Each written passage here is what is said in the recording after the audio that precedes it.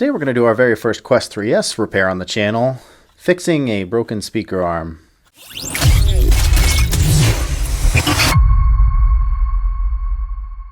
If you've been following the channel for a while, you know how I feel about leaving VR headsets where animals can get a hold of them. I can't tell you how many emails we receive just about every week from someone who has had their headset chewed up by a dog or a cable chewed up by a cat.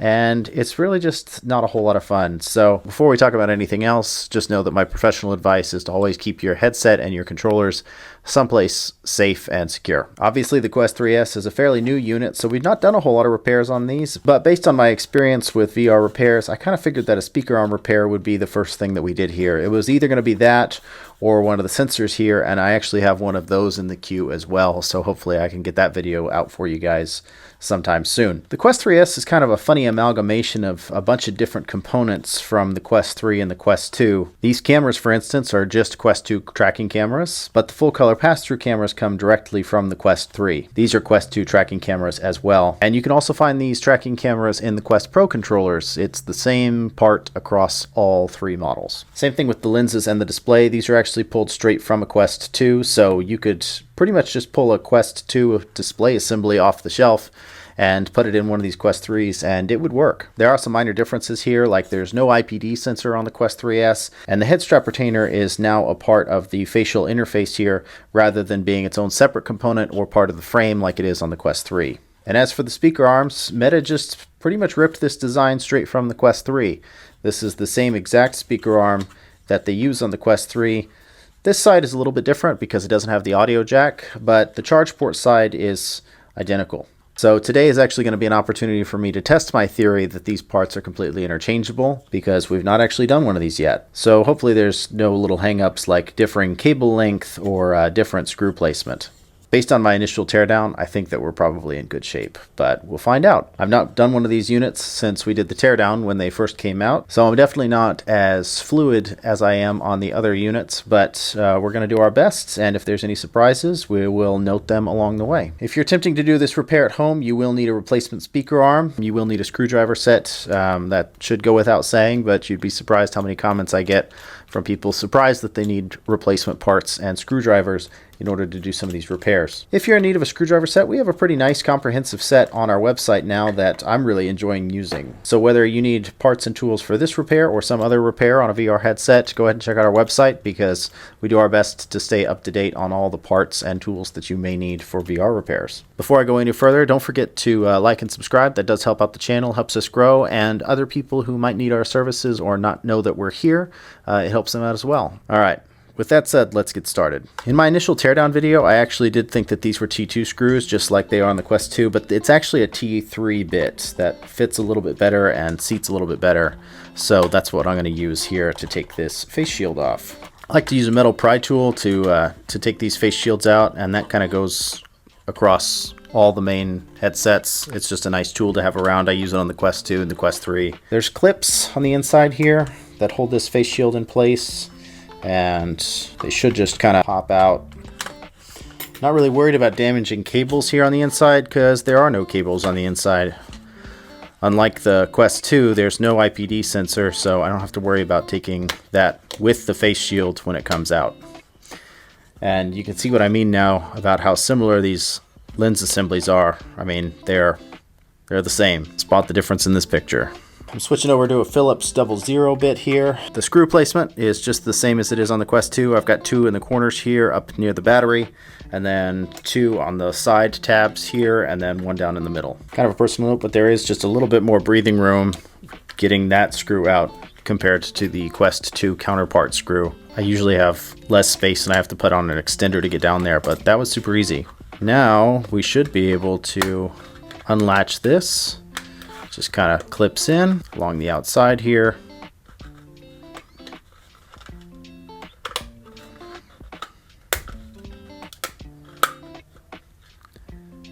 And voila. No ribbon cables, no sensors, nothing crazy or fancy. Just a plastic shield, kind of like on the Quest 2. There are aesthetic elements here that borrow from the Quest Pro for me, just in the way that the cameras are laid out and this black ring that goes around the whole thing. This is kind of a side-by-side with a Quest 2 for reference. so you can see the similarities and the differences. Fan placement's about the same, headlamp placement's about the same, motherboard placement's about the same. The only thing that really changes here is the camera placement and the way that they're connected to the board. Cool. Like I said, it's been a minute since I've done one of these. So next we're going to go for these brackets here on the side, because these look like they hold the cables down. One nice thing about the Quest 3S versus the Quest 3 is that Meta returned to a magnetic screw or a ferrous screw. So if you have a magnetized screwdriver, it'll actually hold on to them. On the Quest 3s, I use tweezers a lot, pretty much consistently throughout the repair, in order to prevent the screws from just going every place.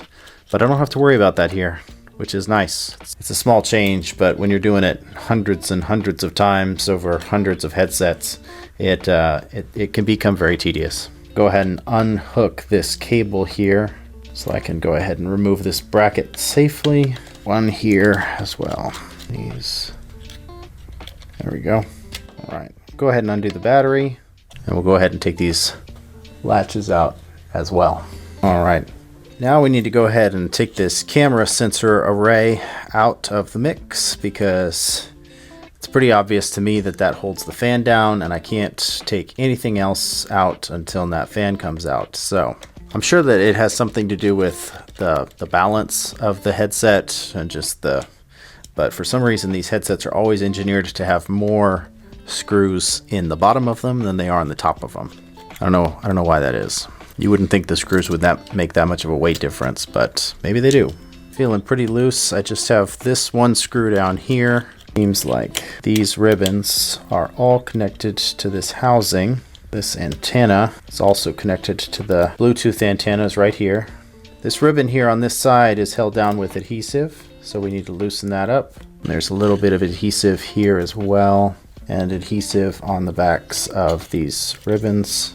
Here we go. A little bit of metal foil tape back here holding that one in. And then this ribbon right here is just making me nervous, so I think that this holds into this Bluetooth retainer right here.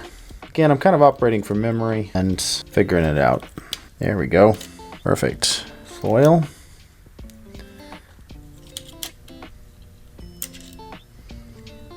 All right, and now that's out.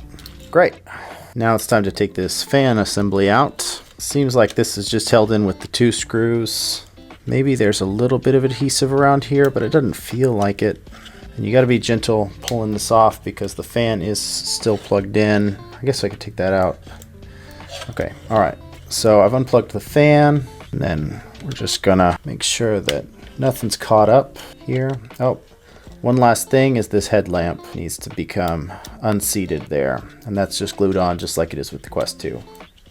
It's a very light adhesive. I say glue, but I mean adhesive. Cool.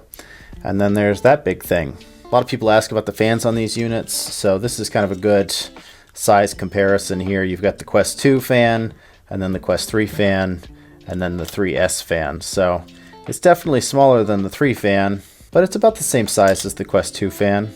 But its structure is similar to the Quest 3 fan for sure. They got away from this. And then there's kind of the back side. You can see it's comparable in size, just with more blades on the fan than the Quest 2. It seems like it's got the same blade density as it does on the Quest 3.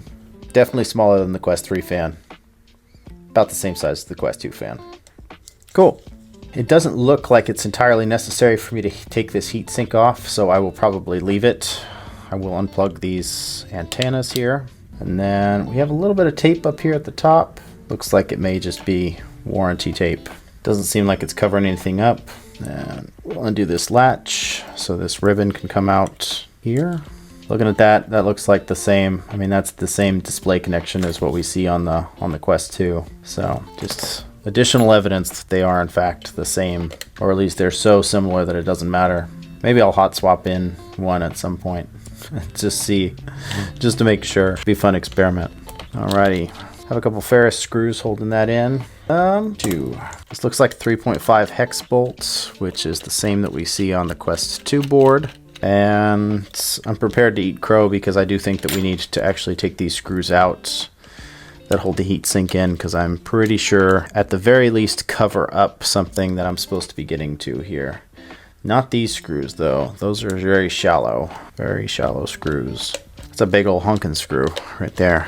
Oh, we'll take this one last screw out.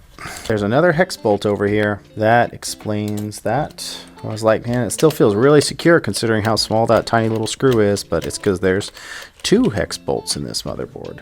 I talked about this at the time of the teardown, and I didn't really have a whole lot of other boards on hand to illustrate this, but you can get a real good side-by-side comparison of the difference between the Quest 3S and the Quest 2 boards, or the similarities maybe.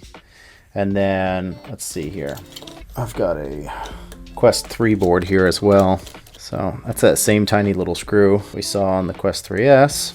We got a bunch of them. Get out of here. Cool. And there we go. So this is one of those really common things that I see in the comments a lot. People talking about is, well, you know, the Quest 3S is really just a Quest 2, or it's really just a Quest 2 with full color pass-through, and just a surface level look at these 3 boards would show you that that is not the case. Yes, it's about the same footprint as the Quest 2 board. Clearly those have some similarities, but obviously the processors and the graphics are updated and fall in line with what you read on the internet, which is that the Quest 3S has the same computing capability, the same processor, the same graphics capability as the Quest 3.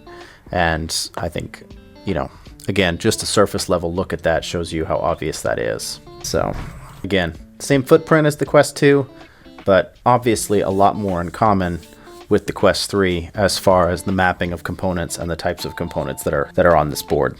All right, set that off to the side for now. One more antenna here. On the Quest 2, pulling these antennas off is really satisfying. On the 3 and the 3S, they're hooked in a little bit more securely, and there's a little bit more anxiety about damaging the cables as you pull them out. Food for thought if you're contemplating doing this repair at home yourself. Looks like the assembly is held in. We've got 1, 2, 3, 4 screws here. I'm going to make sure that this is not adhered. Perfect. And again, this assembly is almost an identical design to the Quest 2, so it would really surprise me if it wasn't 4 screws holding it in. It's even like the same type of screw, same thread, same length. So if you break your 3S, you could probably use, or if you break your 2, you could probably use it for donor parts on a 3S. Okay, we do have 1 extra screw here at the top, it looks like. So that is a small difference between those assemblies. And now this assembly is just more or less ready to pop out. I got 1 little piece of tape here that seems like it's holding onto this cable. Go ahead and pull that. And then out we come. Small differences in the aluminum chassis that kind of house the LCD assembly, but if I didn't have my hands on them, you'd be really hard pressed to know which one was which. Very similar, if not, like I said, and keep saying, identical. So interesting. Set that there, and it's almost showtime. This part here is completely redesigned. This is different than what I'm used to seeing. It's the same mounting ring as what we see on the Quest 3, but the way that things are laid out is, there's just a lot going on here, because on the Quest 3, this camera sits in that bezel, this component here, so you don't have to worry about that when you're taking out the speaker arms or the charge port. And here it looks like, I don't know if we have to worry about it, but it's definitely going to be kind of in the way. I thought these cables were kind of connected together, but I think they're just taped together. So just separate those so that we can go ahead and take this out a little easier. I really want to know when Meta is going to stop mounting USB-Cs onto flex ribbon cables, because I'm just confident that this will be an issue for users of this headset. Those are nice big honking screws holding this mounting ring in. Most of the time the screws that hold the mounting rings in are pretty tiny. On second thought, I don't think that I need to take this mounting ring off. I think I can just unscrew it right here. So if the mounting ring itself is not damaged and it's just the speaker arm, we should be able to get away with it. Let's see what we got here. Just 3 screws that hold this in. So far this is identical to the way that the Quest 3 speaker arm unmounts, which is good news for us, because that means my Quest 3 speaker is going to fit. Alrighty, feed that through. I don't know about you guys, but that looks identical to me. One slight difference that I've noticed, the Quest 3 speaker arm version has this little rubber mounting position. It mounts on the inside of the mounting ring. Just kind of hooks in there. So we don't have that on this one, but that's okay because we don't really need it for this one. Well, there you go. That just comes right off there. Alrighty. I think that's going to work. I am going to go ahead and screw this back in because I don't think I needed to unscrew it to begin with. On the Quest 2s, you have to take the mounting rings out in order to take the speaker brackets off. Whoever's at Meta that decided to, or who made the final call to put magnetic screws or ferrous screws back into the headset in the 3S after you guys went total non-ferrous for the Quest 3, thank you. It means a lot to me. I made a lot of videos where I begged for ferrous screws in the early days of the Quest 3, and this has just been such a much nicer repair experience. Not having to use tweezers for every single screw. Alright, got that back in there, so I'm just going to thread this through.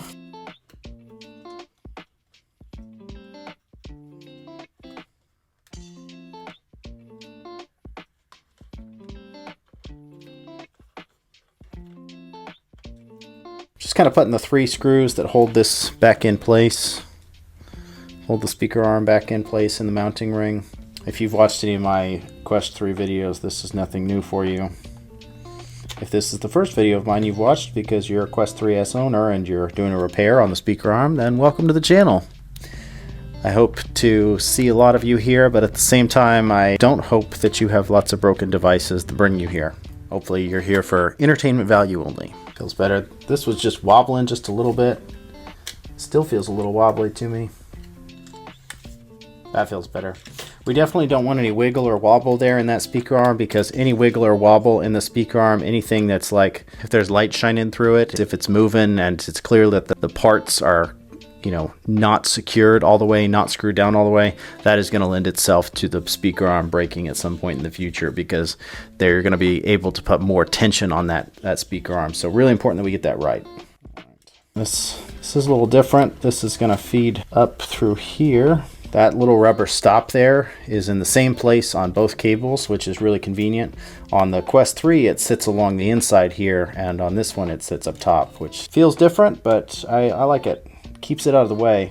All right, and just like that, we're ready to start reassembling.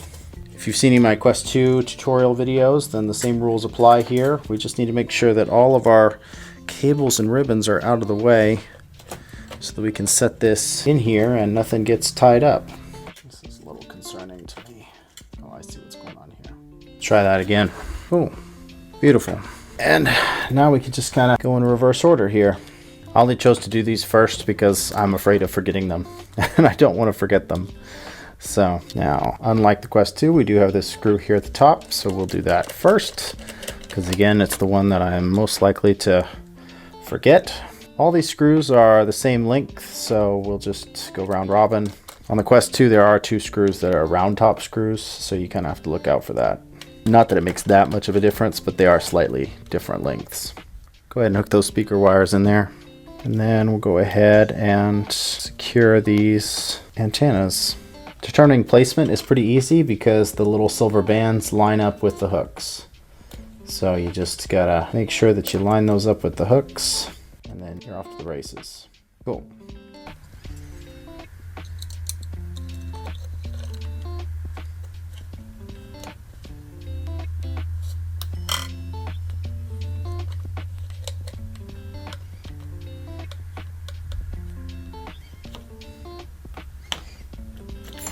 Next logical step here is to get this motherboard in place and start with the hex bolts.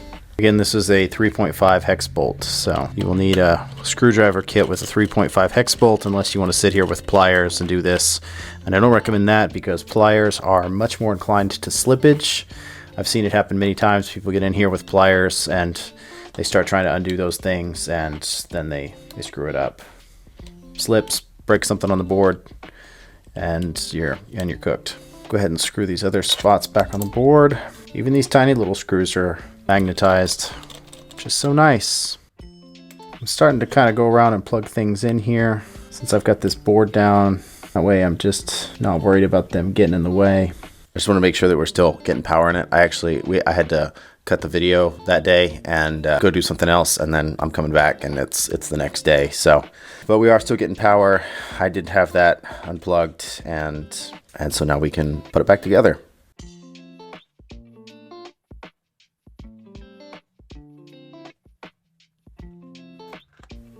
If you're following along at home, try not to split this or any repair into a 2-day job, because it does make it a lot harder to do it. You lose your place and you have to come back and reassess. And, okay, where was I? Where was this? Okay, what order did those go in? Things like the Quest 2s and 3s, like I've done those so many times that it almost doesn't really matter, because I can just pull screws out of a box like at random and probably get it right. But these are fairly new, so there's a little bit of mind mapping that hasn't occurred yet.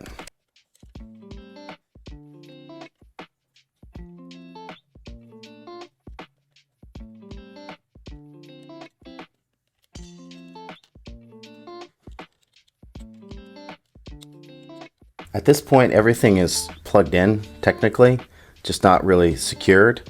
So I do just want to turn it on and make sure everything's working. Getting a logo, that's a good sign. Getting audio and a visual. So it's never easy to show this to you guys, but one thing that I was kind of worried about was whether or not this would actually get audio, because it is a Quest 3 speaker and not a Quest 3S speaker. And the plug is just ever so slightly different. I mean, it is like minutely bigger, so it's just a snug fit, but it does work. I am getting audio out of that speaker. So for anybody wondering at home, I've got a broken Quest 3 laying around and I like to fix my 3S, or I've got a broken 3S laying around and I like to fix my Quest 3. Would the speaker arm work on it? Yes, it would. Pretty perfectly, actually. So, all right, now we can kind of wrap it up. Just want to do one more test before I put this faceplate on. Okay. I didn't see that fan move last time, so I'm glad that it moved. It's getting power. Everything's working. Cool. Can't do any better than that.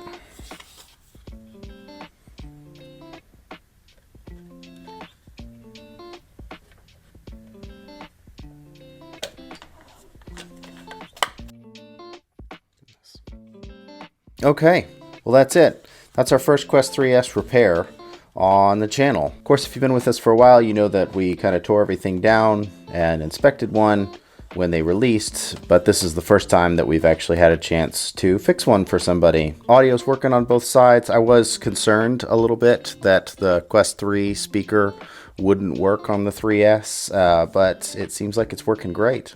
And of course, we're getting power and fan and tracking and all that other good stuff. If you guys do have any other questions or concerns or any thoughts on the repair process or any other repairs, just feel free to leave me a comment down below. And if you need parts or tools or repair service on your VR device, you can always reach out to us on our website. Appreciate you guys hanging out and watching the full repair. If you do get a chance to like and subscribe, that really helps us out, helps grow the channel, and hopefully helps other people who don't know about us figure out who we are and what we do. But I think we've done everything that we can do here today. This headset is working and tested and ready to go back home to its owner. And with that, we will see you guys on the next one.